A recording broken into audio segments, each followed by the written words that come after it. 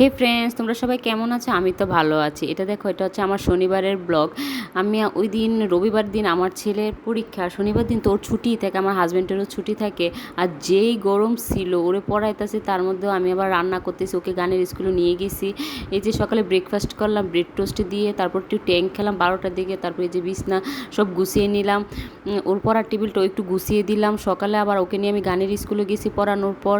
তারপর দেখো ও বলতেছে মাংস খাবে বন্ধের দিন। শনিবার দিন তো আমার হাজব্যান্ড আর ও দুজনেরই অফ।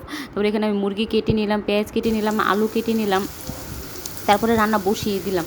ওই সময়টা এত গরম ছিল, ওই দিন কী যে অবস্থা গিয়েছিল ওই দিন। তারপরে আমি অনেক কষ্ট করে তারপর ওর জন্য রান্না করলাম, যেহেতু আমার ছেলে বন্ধের দিন বলতেছে ও মাংস খাবে।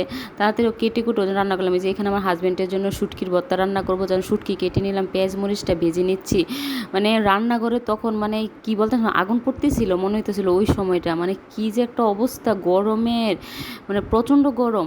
এই যে এখানে দেখেন আর রোদও পড়তেছে চুলার মধ্যে, কী যে অবস্থা, কী কষ্ট করে যে আমি রান্না শেষ করছি।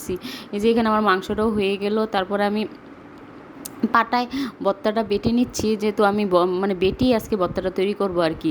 তারপর আর কিছু করি না, খেয়ে দিয়ে রেস্ট নিয়ে তারপরে এই যে দেখেন রাতের বেলা আমি ফিল্টারটা ময়লা হয়ে গেছিলো, তারপর ফিল্টারটা একটু ধুয়ে নিলাম। মানে অল টাইম কাজ করাই লাগে এমন একটা অবস্থা।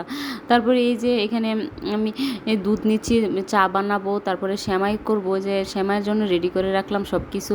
সেমাই বানিয়ে নিলাম, যেহেতু সকালে উঠে তাড়াহুড়া লাগবে।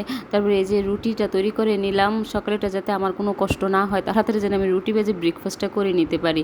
এখানে একটু হালকা সেকে তারপর আমি ঠান্ডা করে তারপর আমি ফ্রিজে রেখে দিব আর কি, যাতে সকালে উঠে তাড়াতাড়ি সাথে সাথে মানে ব্রেকফাস্ট করে নিতে পারে আর কি। তারপরে এই যে ফিল্টারে এখানে জল দিয়ে দিলাম, তারপর একটু ভাত খেলাম, ভাত খাবার একটু ফানটা খেয়ে নিলাম, তারপর ব্রাশ করে নিলাম। ওকে ফ্রেন্ডস, তোমরা সবাই ভালো থেকো।